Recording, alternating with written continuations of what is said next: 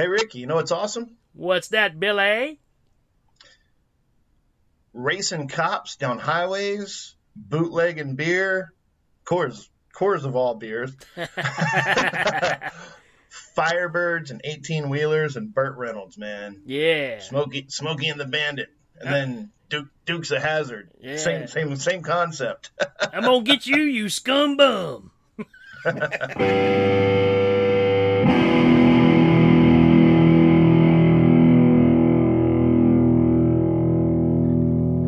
Oh man, so I was having a conversation with Scott because we started Scary Dad. We finally found a solution, so we got Scary Dad back on Yeah. everything ready to go. And I said it's kind of funny because we talk about the cable rotation and the movies we used to watch and see, but then you realize that most of the movies you saw were the sequels. The 80s especially were extremely sequel heavy. Yeah. But it's like the first good one, the classic one, was held in reserve for something, but you always saw like part two. Right. So like Cannonball Run Part 2 and Jaws 2 and Jaws 3 and that kind of stuff.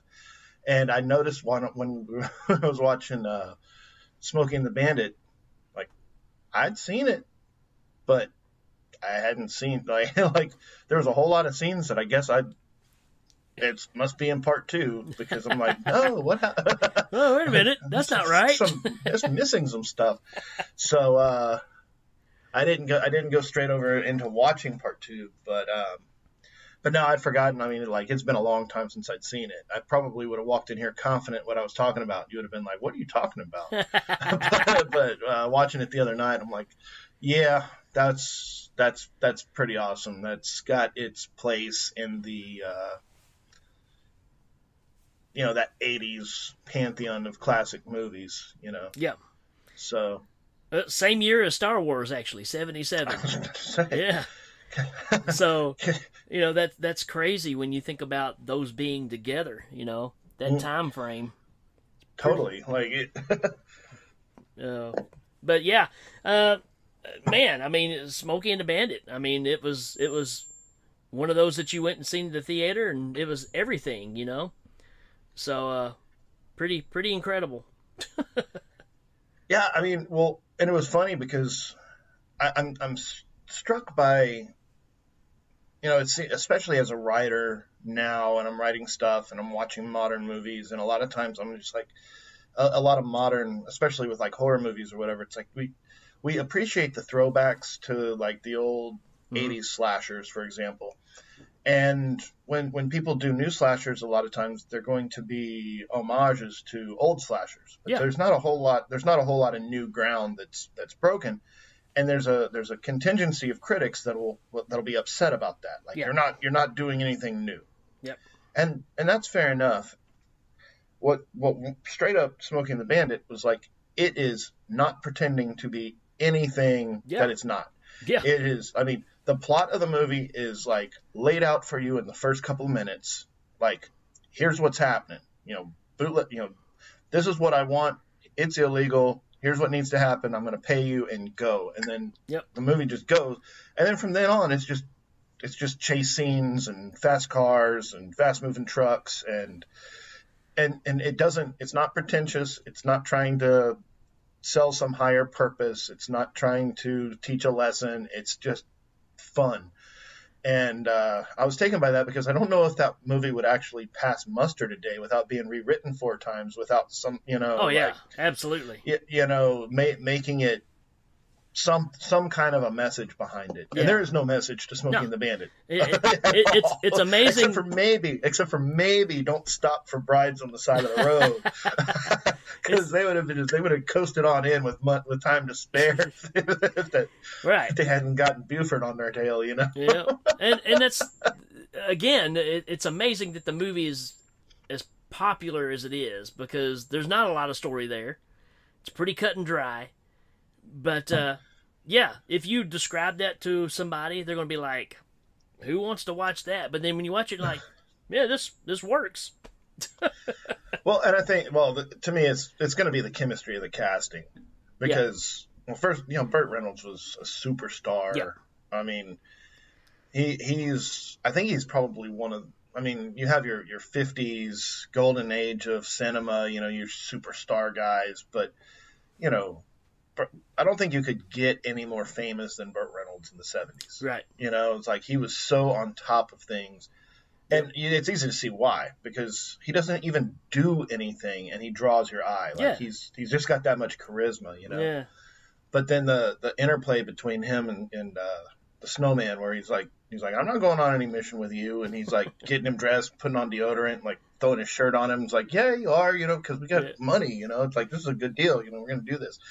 And the whole time he's getting him dressed, the dude's like telling him, I'm not going on any of your crazy adventures, but he's getting dressed to go. Like he does, like he just kind of has to have a little token denial to make his wife happy or whatever, but in the end he's driving that truck. Oh yeah. It's that thing of you're fighting it because you know it's going to lead to trouble, it's going to cause trouble at home, but it's what you love to do at the same time. So yeah, the chemistry of those guys, well, let's face it, Big Enos, Little Enos, I mean, all the characters stand out in this movie, and that's what makes it worse, because you can watch other people watch this movie and they all got different favorite people in the movie.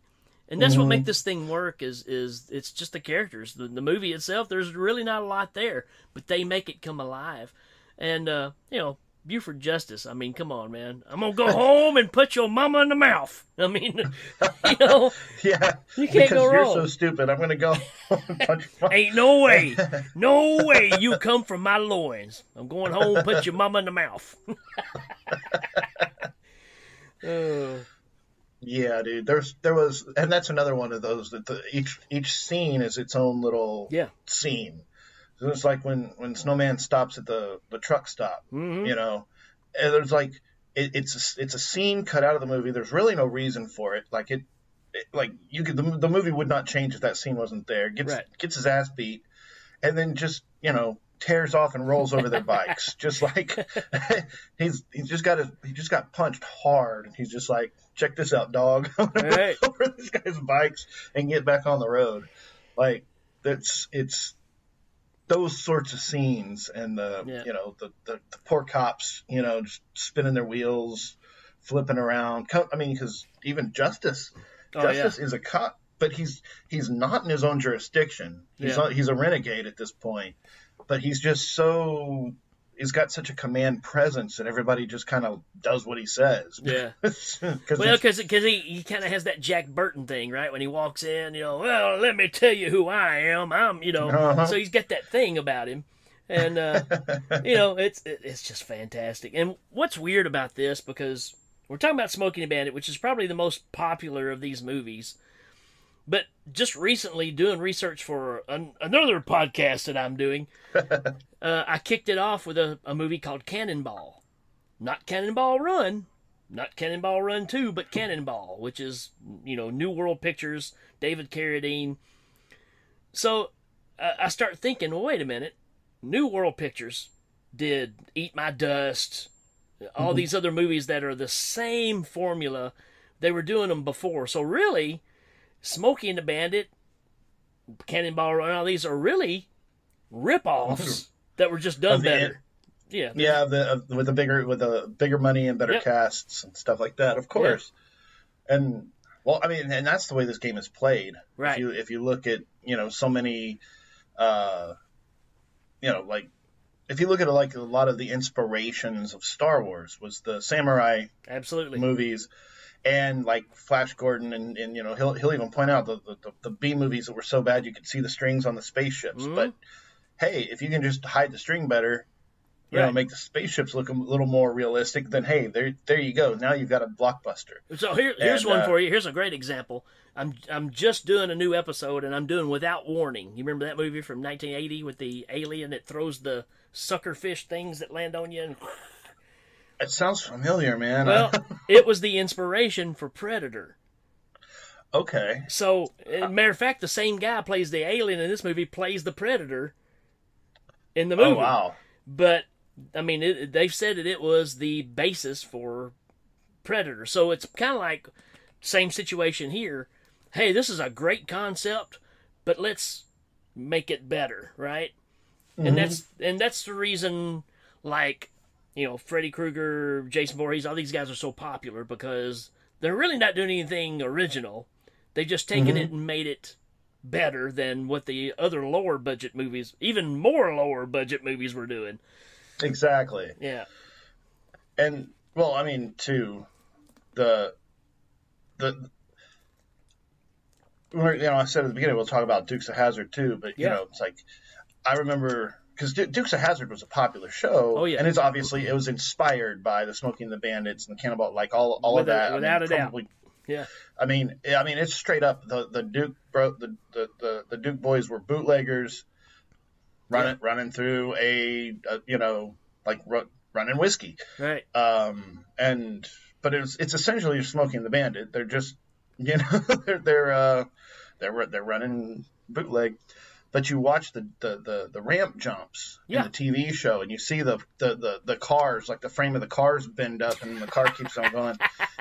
But you saw that in Smoking the Bandit too. Yeah. It's like whenever he jumps the bridge and he lands in the front end of that that Firebird that comes up like that, and you're like, you're not going anywhere. That thing's done. Like, yeah. Like you just sold him, scrap it for parts. And you have to remember too, this is the Evel Knievel generation too. So, the more you can do high flying stuff, I mean, the better. I mean, that was just kind of the mindset. And I think because so in '77, I would have been 2 years old, but I mean, like all of the sequels, then of course the Dukes of Hazzard, and then of course that I mean, I'm going to say it probably just directly inspired a lot of your car stuff in the '80s, like Knight Rider and stuff like that, because I mean, again, you just got a rogue driver of a badass car that goes around, crashing into things and stopping bad guys or whatever. I mean, it's a simple concept, but it's awesome, especially if you're a kid. Yep. Because when you're a kid, cars are big and magical and mysterious. You don't know how they work. Yeah. Like you get in it and you go, but then your bike doesn't do that. It's like, like how does that work? So to have a big old engine kick in, you're like, okay, that's something magical right there. Well, look at that influence right there. I mean, just as simple as that, because as a kid, your infatuation with cars is hearing them crank up and go rum, rum, rum, and hearing the wheels squeal. So what do you do on your bicycle? You go fast and you slam on your brakes so you can squeal your wheels. I mean, it's that simple of an infatuation that you end up with starting off. And it never goes away. Right. So like I'm however old I am, and I've got my daughter. She's got her little BMX bike, little 16-inch wheels, and we go cruising around the neighborhood. She can't ride very fast, so I'm generally on the highest gear that I can get my bike to go. So I'm spinning my pedals real fast and barely going fast enough to balance the bike, right? Yeah. So she stops, and we stop at a curb. She wants some water, and give her some water, and don't realize that my back tire is in a little dirt pile, just a little bit of gravel. And I push down in that high gear, and it spins that back wheel. It feels like I'm 8 again. I'm just like, awesome. Yeah, that's cool. But yeah, man, like the car races, the cops, the chases, the jumps. Yeah. I mean, yeah. There's just, I mean, again, Smoking the Bandit. The first one is, like, I mean, it's untouchable as far as like it's iconic. Awesomeness. It's iconic, and it's because it's the marriage of everything. It's one of those movies where just everything lined up right, because on paper it doesn't work, So it's just it's one of those odd birds, man. But what do? You followed up with a part 2, which is still a lot of fun. Mm-hmm. Probably more of what you remember, because there's many Buford T. Justices, right? Yep. And you got the gal that's on the gurney that's coming down the road going swamp fever, and all that stuff. Yep. That's the and then of course, part 3. Then you've got part 3, and then you got Cannonball Run and Cannonball Part 2 or whatever, and Like the Dom DeLuise, Oh the yeah. outtakes, and it's Oh like the yeah.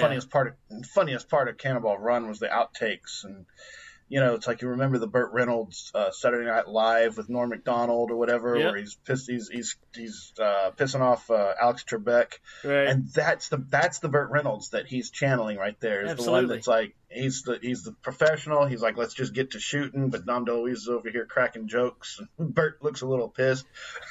Yeah. Yeah. It's like Great stuff, man. everybody's laughing, can't stop. It's I mean, that's childhood for us too. I mean, Sure. and I loved it in the end of Cannonball Run where he's like, where are you? He's like, I'm down on the tarmac wearing a big purple suit. he's gonna stick the sheriff on his buddy Oh on the yeah. rich guy. Yeah. But then he changes his mind, like, hey, Yeah. come get me now. No, no, I can't lie to you. You seem like a good guy. Look over your shoulder. I'm going to barbecue your ass in molasses. Man, and just to have that Jackie Gleason, I mean, he's such an iconic Yeah. actor. Yeah. And obviously started in Honeymooners and comedy and everything, but then he did some serious stuff later on. Sure.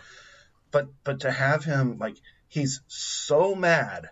Yeah. He's like so pissed the whole time, and just the stuff that comes out of his mouth is just is just pure gold. And And his son too, man. I mean, just such a big dummy, It just works so well. well, it's like, why is he even in the car? Right. It's like they chased it. They chased after her so fast that he's just like, get in the car, let's go. And they expected it to be like a trip down the road, not across the country. So this dude's still in his tuxedo. It's just like, And the demolition of the cop car. I mean, it just totally gets destroyed as you go along, which is that's kind of in Cannonball as well, because in Cannonball, this guy is a chauffeur and he picks up a Lincoln. And instead of delivering it like he's supposed to, he drives it in the Cannonball race. Of course, it just gets demolished, and it looks kind of like what the sheriff's car looks like, where the hood's missing and the doors are gone. And But, dude, him standing there, Junior, holding his hat on his head when he's driving. I mean, it's just hilarious. Because the roof of the car is gone, so now you have to and then he gets out and Junior doesn't know what to do. He's still holding He's it. Oh, great. So you're talking about in Cannonball where he rents the Lincoln. So you're familiar with like the old beat poets like Jack Kerouac and Yeah. So I read, this is years ago. It was not On the Road. Well, it might have been mentioned in On the Road, but it was in one of his other books that that's what they used to do, because they try to hitchhike or they'd train hop or they'd ride buses or whatever, but they're all up in like the Northeast where they live, and then they got buddies in San Francisco and in Mexico City.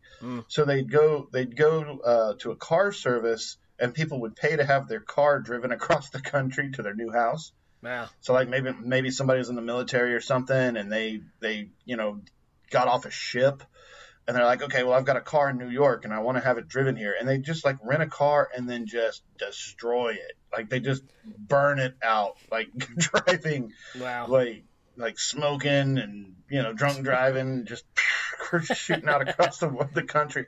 And then they're like, yeah, just turn in the car. Nobody ever says anything. They're just Wow. I guess the service deals with it or whatever, but yeah. So that's not new, man. That's been happening since cars were invented. Probably so. Yeah. Just people messing them up. So another thing too, because we're talking about Jackie Gleason, his character, Buford T. Justice, but you got to think about Boss Hogg, because it's basically the same character, but he's just more of a baddie. As my granddaughter would say, you're a baddie, right? So he's on the other side of the law, even though he's in charge of the police, but he's basically he's Buford T. Justice. I mean, that's what they went for. And Boss Hogg is crooked, but the sheriffs aren't. That's the thing. Yeah, It's like Cletus, Enos, and Roscoe, they're not crooked. They're just trying to stop them, bootlegging Duke boys. And they're always Yep. getting their cars stuck into things. But And it's funny watching Cannonball and then thinking back on Dukes of Hazzard, how much of a carbon copy it is almost. I mean, except for like the yeah, car. yeah. But it's like you say, Boss Hogg, and then you've got your wayward cops, and then you even have Cooter, who has the Basset Hound in his truck that he sometimes runs interference for the for the boys, in his record. Well, So it's like, you got didn't Roscoe have Flash too, right? yep, So Cooter had the little dog, and Roscoe had Flash, and right. it was all Well, yeah. brushing his teeth. Can you imagine being an actor and it's like, okay, you're a country bumpkin cop. They're always getting one up on you. How are you going to play it? And you got That's kind of what I was thinking. What do y'all think? Okay, yeah, works for me. let's roll with it. So, but seriously, like I think about that sometimes, because you think about like certain actors. It's like Heath Ledger with the Joker. It's like, okay, well, I'm going to channel Tom Waits. It's like, right. That's an odd thing to do, but it totally works. Yeah. Well, I'm reading a autobiography of Bruce Dickinson. Okay, from Iron Maiden. Yeah, never heard of him. Yeah. And the dude's hilarious, man. But he's sitting there talking about like how. So he was in university in England, and he was like a history major, but he didn't want to be. But that's just where his grades were. So, but it gave him an office and access to a phone. So he used the phone all day to like try to book gigs and buy instruments and schedule stuff. And he had kind of a like a secretarial job booking talent for the school. Wow. And he ran across, this band like vocalists needed. And so he was like, well, calls them. They're like, oh, do you have a demo? He's like, well, of course I don't have a demo. Nobody ever has a demo. Like, nobody's got one.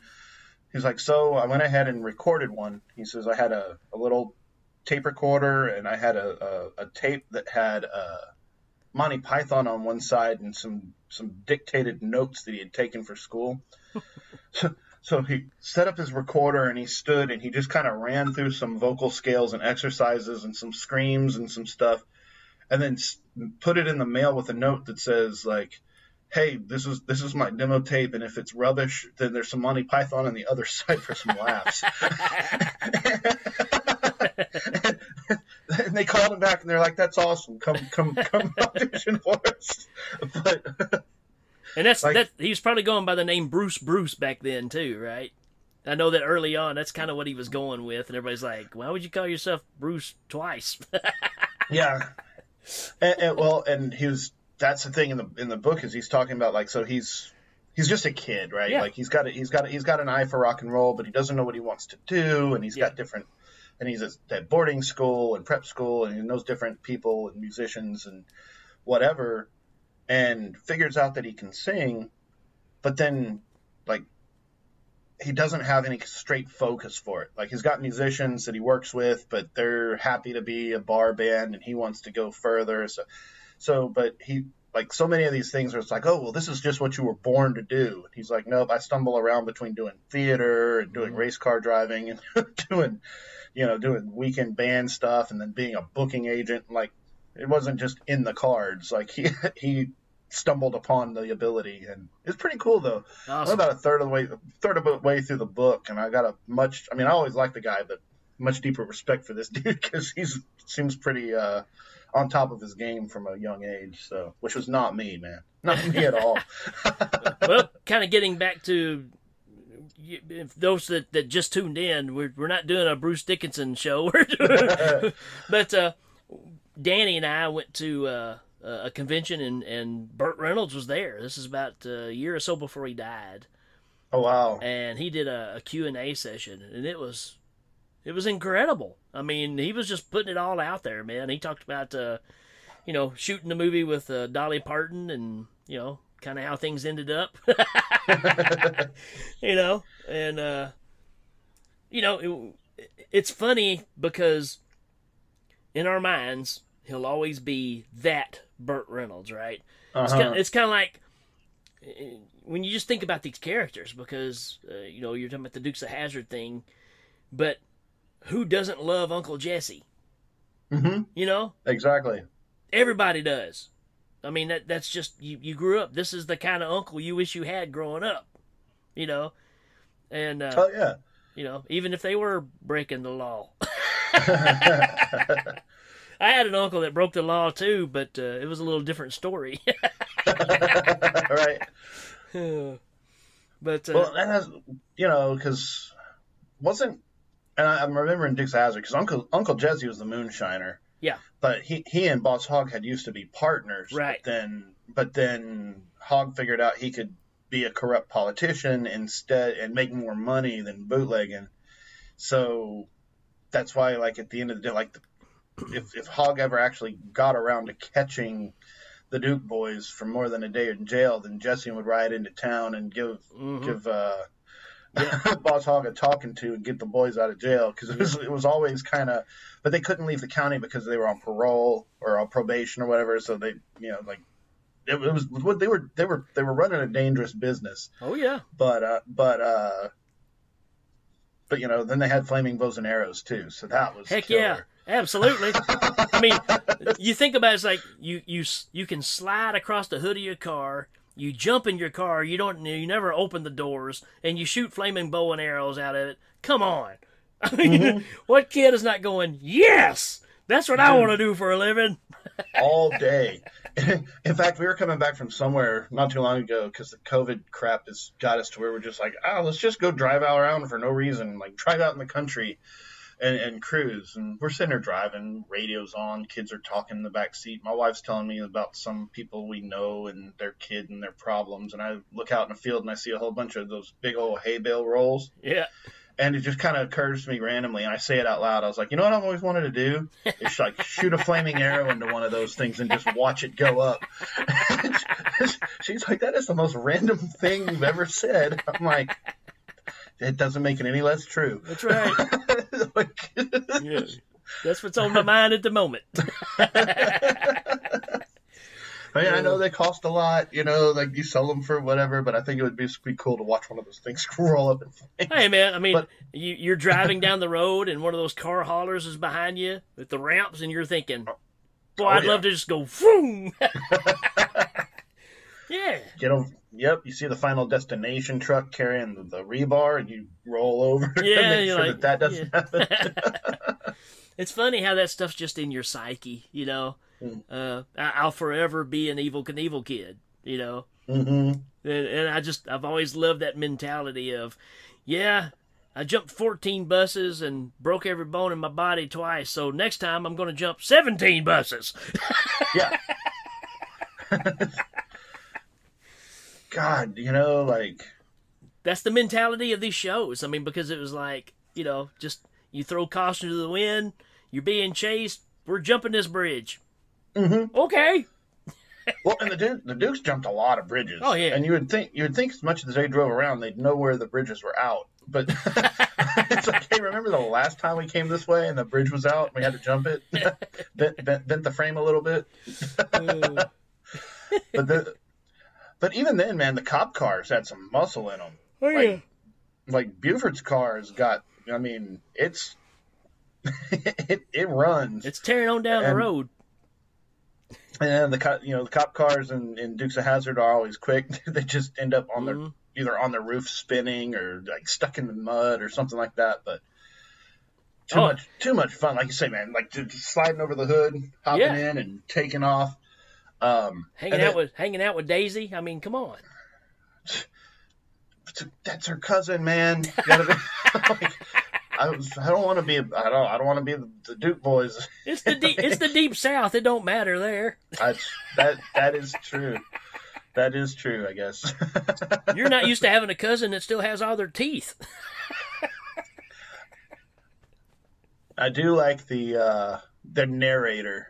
Oh, yeah. Waylon Jennings, man. Oh, yeah. Well, that's what I'm saying. Is like, how do you get like, because these dude's superstar. He Yeah. sings theme song and whatever, but then you get him on there to just run the narrator Yeah. of what's going on, and he adds everything some gravitas to it. 'Cause Yeah. you got that deep southern. Yeah.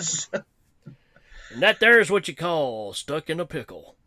You know, like again, the voiceover, you have to wonder if he was able to just phone it in, or if they just brought him into recording booth to just be like, okay, you've got 6 lines in this episode. We're going to do 12 episodes in one session. Yeah, I'm sure that's what they did. I'm absolutely sure that's what they did. So just say a bunch of random stuff, Yeah. and he's sitting there like hasn't seen the show, hasn't seen the script. He's just saying these lines and being like, And again, that plays back to Smokey and the Bandit, because you had Jerry Reed, who was mega country star at the time, and that was always weird to me because I think that's the first thing I saw him in. And I was like, man, that's Jerry Reed. That's one of the that's one of the hottest guitar players that there is, you know. And you know, for him to play this character and do the songs, you know, I mean, the theme song to Smokey and Bandit, the whole soundtrack is Jerry Reed. So yeah, they even kind of took that and ran with that with the Dukes, you know, and found a big country star, and you know, just kind of run with that. Well, it's also funny too, because if you listen, like when they're westbound and down, it's like it's it tells the whole story of the movie. Yeah, Like in the song, he's like, "Yep, we gotta go this way. We gotta pick up the beer, and like we're gonna get paid, and we gotta, you know." And then it's like they get the beer, and then they're eastbound and down. Right. It's like, and then the song changes because all the things they're gonna encounter are different, but he still tells the whole story of the you know. So the first part of the movie is narrated in that little montage, and then the second part is narrated in that little montage. It's and you kind of have to be a little disappointed with part 2, because you know, the first movie they're doing this big illegal thing with hauling the beer, and in the second movie they're hauling a pregnant elephant, you know. It's like, really? I mean, but wasn't it? It's just the Enos's whims, because he's just rich, and he just thinks it's throwing funny money at him. because Yeah, so it doesn't really matter what he's doing. He's giving him challenges to follow, so it's still pretty funny, because because that was one thing that got me when watching them on their way to Texas from Atlanta is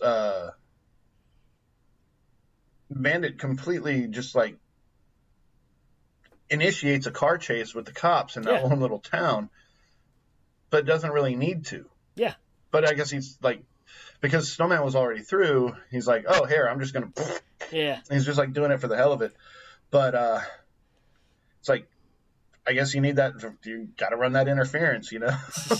Yeah. I'm going to draw him this way. That way you can go on and not be bothered. Plus, I'm an egomaniac, so I want people to talk about me. So. Yeah.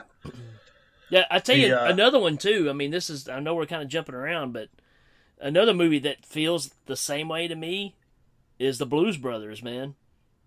Very much. I mean, it's such a great car chase movie with everything else. We might want to save that one for another show, but boy, I do love me some Blues Brothers. We've got to do a Blues Brothers, American Werewolf in London double feature. Oh. John Landis. John Landis, yeah. Oh, hey, I tell you what, that's not a bad idea, because we can talk about, you know, Twilight Zone and all that stuff too, man. I like that.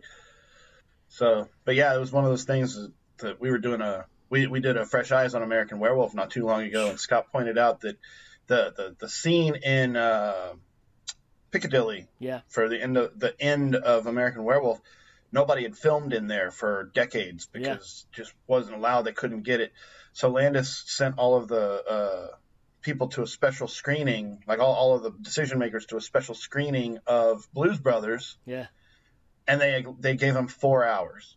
And so he had to he had to work with 4 hours in that area in order to get those scenes. And I mean, the whole thing's classic. Oh yeah. But you think of the contrast of the Blues Brothers versus Werewolf, and it's like the same director, and he's like, okay, well, how am I going to get this really, really hard hitting horror movie made. I got an idea. I'm going to show my comedy movie.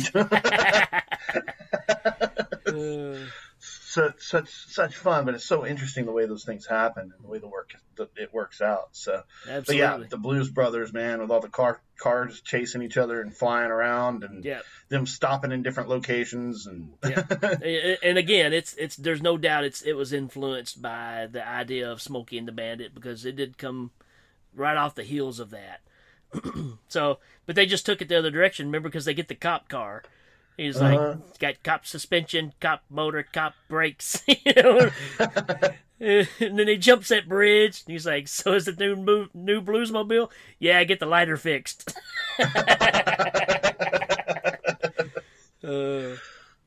Good stuff, man. Yeah. I can never dig the Blues Brothers with Nah. with either Jim or John Goodman. Nah. Like, I mean, it's an homage, you know, but that's kind of like trying to do a sequel to Tommy Boy or something with a different Chris exactly. Farley. You know, it's like there's too much there that you just can't you just can't do. But yeah, there's so yeah, man. something organic missing out of that, you know. So whenever Hurricane Harvey came through and flooded the city, and there was just like the water had gone up over the roofs of all these cars, and once the waters came down, then they just towed them all. They just towed the cars to some place. Wow. Many some places, but they just, to get them off the road, they just Sure. towed the cars. And in order for people to be able to find their cars, there was a public service announcement that came on TV, and it was like a commercial that ran. And it would be like, if you've lost your car in Hurricane Harvey floodwaters, you know, call this number and give us your license plate, and we'll tell you where it went. But what it did was, it was an aerial view of a like a parking lot, like a junkyard. Yeah. And it started on a modern, new General Lee. It was an orange Dodge Challenger that was painted up like the General. Huh. And it was at the front corner of the lot. And so the camera panned out from the side of the car, and you see the 01, but it's on a new body style Dodge. Yeah.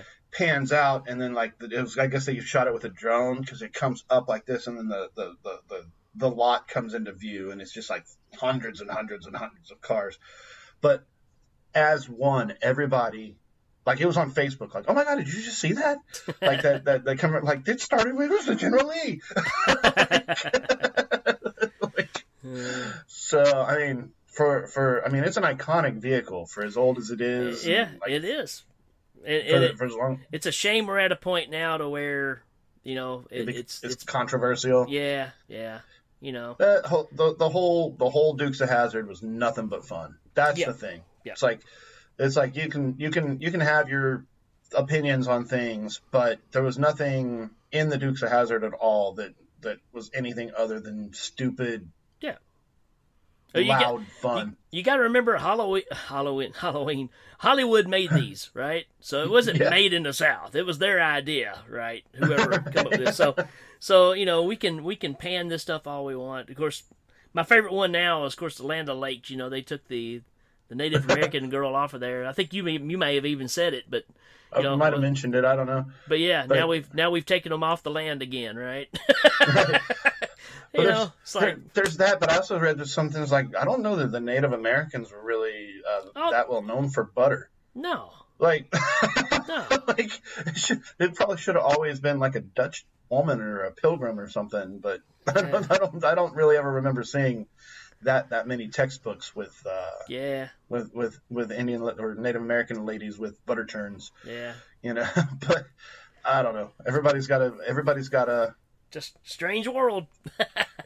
It is a strange world. Well, and then you saw the thing with the Washington Redskins, and I'm not even getting into it, but somebody posted a meme that's like, they should just call it the Washington Rednecks. And so, like, instead of the chief with the headdress on, they just completely remove that and put a guy with a mullet and a big old earring. Why not? Why not? I'd watch that game. Like, I mean, it's better than the Washington football team. I mean, You know. God, that was so stupid. Yeah. Oh, it's, like, it's pop culture, man. Sure. Pop culture goes through some strange stuff, but Well, it's it's simple as this, and I think you and I have both said this. If you want to be offended, you can get offended. I mean, you can be offended by anything if you just let it offend you. So, well, we were mentioning last week on the guitarists, right? Like, yeah, there's albums by bands that their songs, some of them aged really well, and some of them didn't age well at all, right. right? And we're not talking stylings. We're not talking about hair metal getting kicked off the map by grunge. We're talking Right. about lyrics. And that sort of stuff.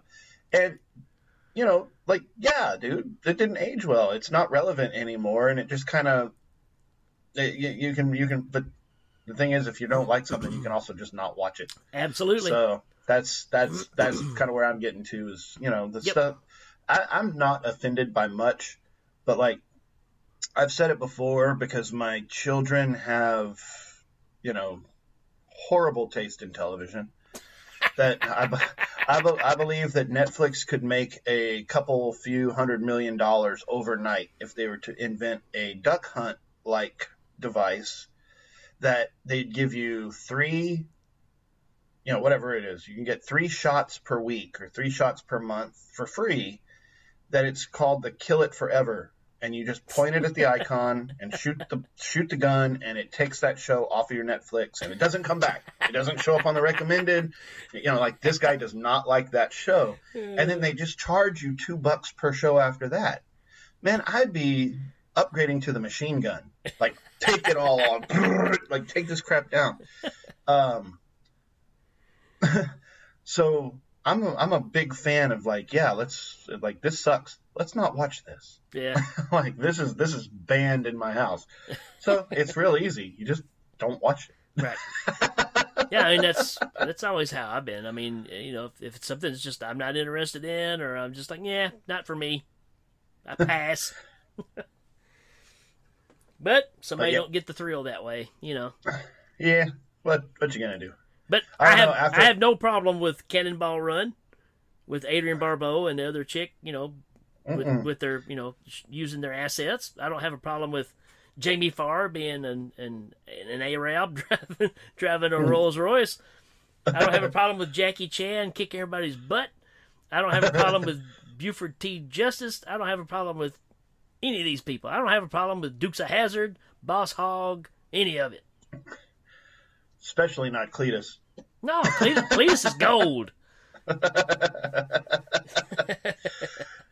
Yeah, dude. The old Gilligan's Island and Oh yeah. Like all of that 70s TV stuff. I mean, it was not high art. But Right. there was nobody at the studio that was like, hey, let's make the Brady Bunch high art. That started happening in the mid to late 80s with all those very special episodes where it's like it could be the funniest thing in the world, but they had to have 1 or 2 episodes per season that was a tearjerker, that tackled some serious subject or something. Yeah. And that's why Seinfeld was so refreshing, is because he's like, no, Yeah. we're not only are we not having that, we're not even going to have our own episodes be about anything to consider. Like, what's your opinion on this? He's like, just nothing. Like, it's just Show people about hanging nothing. out, Right. being silly. Yeah. And which I know we're jumping around a lot, so this takes. But if you ever seen it's a Netflix special. It's a Netflix show. It's Jerry Seinfeld. It's comedians in cars getting coffee. I don't know if you've ever seen it before.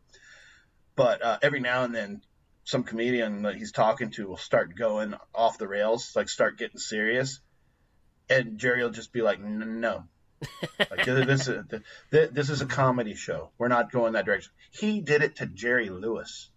Wow. It was awesome. Wow. Because Jerry's doing his little voices and he's doing his little things, and he's like, "So what's your thing?" And then Jerry Lewis starts talking about why he was inspired to do the telethon, and Jerry's just like, Nope.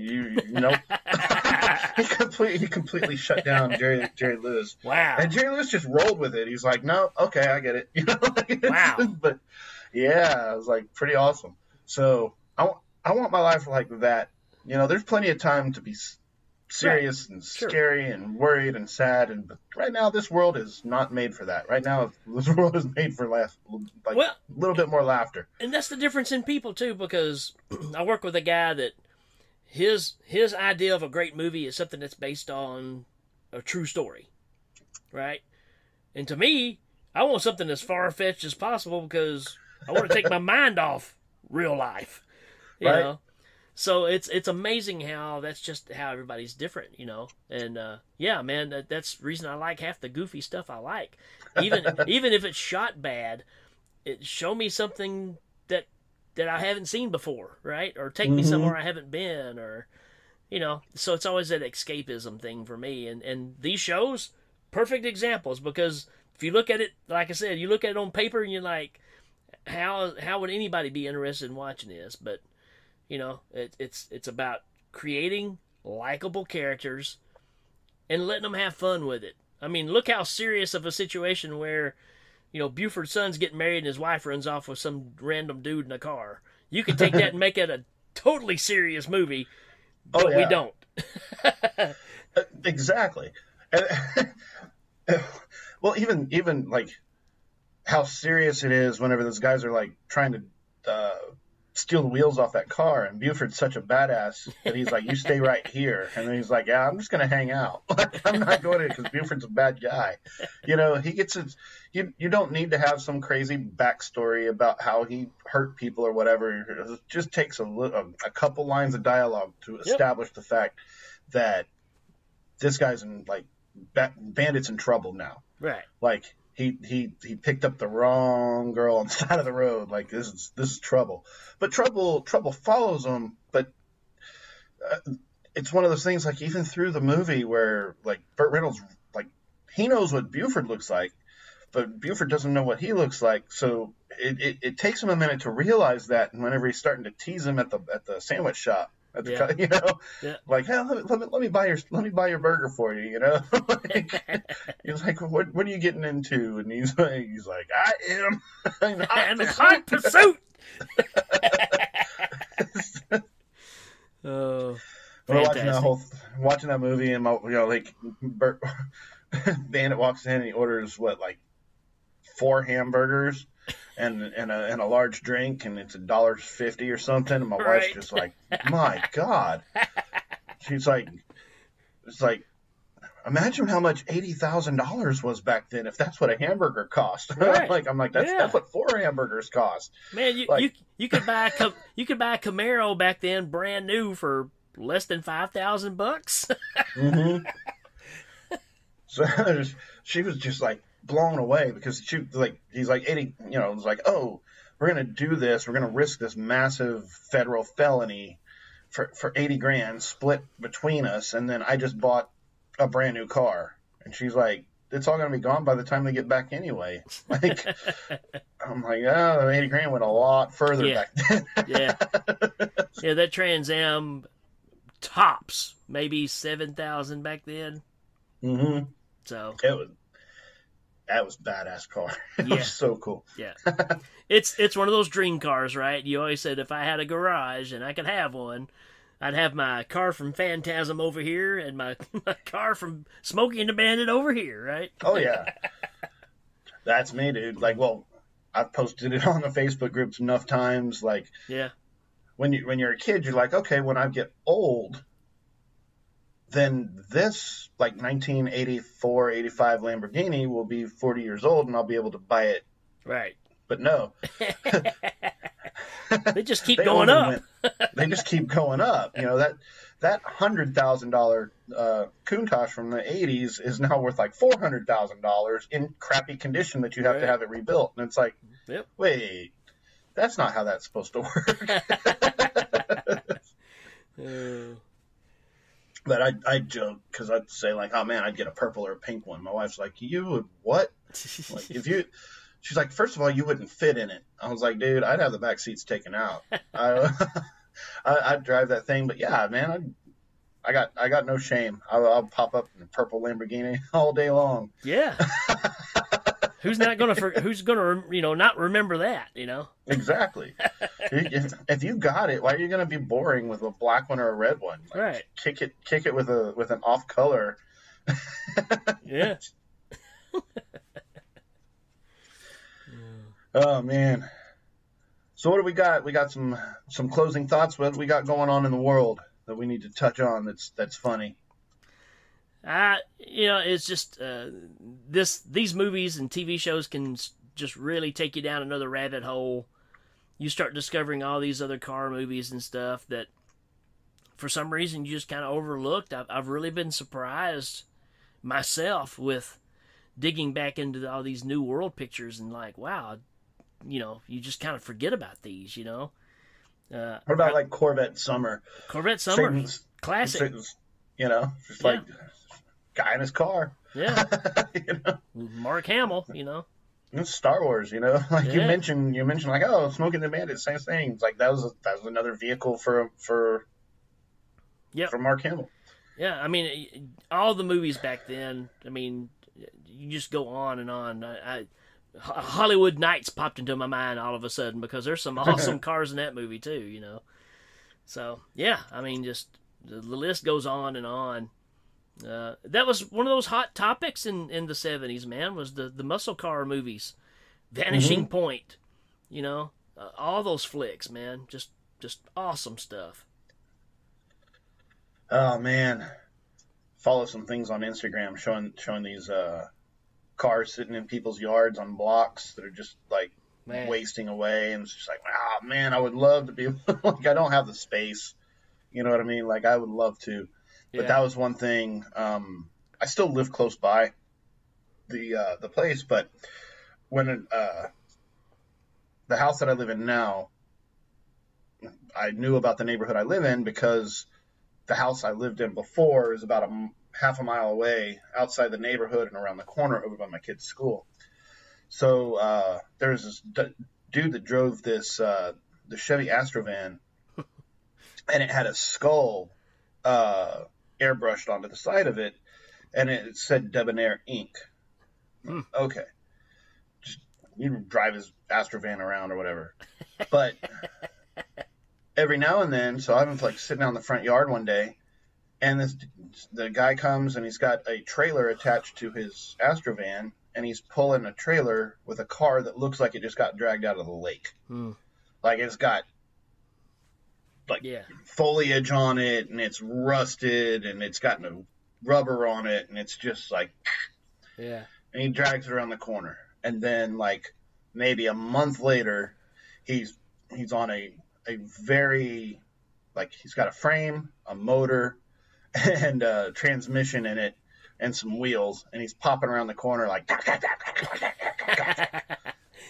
But you ever seen the movie in the scene in Christine where Christine puts herself back together after being destroyed? Yeah. It's almost like that over the course of like 3 or 4 months, because then it would just be like, the rust bucket with the body put back on it with a smooth sounding engine. And this dude just did it out of his garage. He had a lift and all the stuff, and he just get a car from somewhere, put it all back together. Then, like a few days later, he'd come around the corner, it had new paint on it, be running smooth, just, test driving it around the neighborhood, and then it would be gone. Yeah. And then, like, not too much longer after that, he'd come down with a trailer with another something or other on the back of it, and it was awesome. Yeah. The dude spoke Spanish. He didn't speak English, because I saw him out a couple times. He had one of his things were stalled, like out kind of not in front of my house, but kind of down the road. And I walked down to see if he needed any help, and want to talk to him. He didn't speak English. He's just like, I'm good, but it's like, man, I want to talk to him and see, like, how do you get how do you get your job? Because that is killer, Right. Especially because I think he did airbrush and car painting and detailing and stuff. So, but yeah, it was pretty awesome. Like, wow. There's so yeah. Cool One of these days I'll have a garage. But yeah, man, that is muscle car memories, man. Like, I remember like watching Smoking the Bandit. I was like, man, I remember being a kid, we always had the Hot Wheels car. Oh yeah. The big old Firebird on the top, and then you had your obviously your Dukes of Hazzard cars, and Yep. your police cars, and police cars always end up spinning on the top on the roof, and then your other car went like down the ramps and stuff. So it's good times, man. Absolutely. A lot of fun. So I guess this is episode 20, man. Episode 20, just like that. We're killing it. Yeah. So well, let's go ahead and put this one in the can so we can get started on the one for next week, and we'll see you next time. Adios.